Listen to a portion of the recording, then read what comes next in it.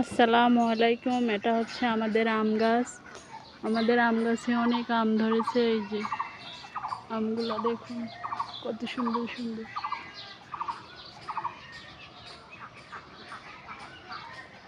মাশাআল্লাহ, আমগুলো অনেক সুন্দর। এই আম খেতে অনেক মজা লাগে।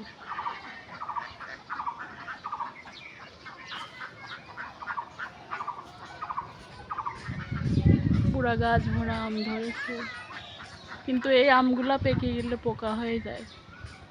যখন অর্ধেক পেকে যাবে তখন এই আম খেতে অনেক মজা লাগবে, ঠিক পেঁপের মতো। আমার তো খুব দারুণ লাগে।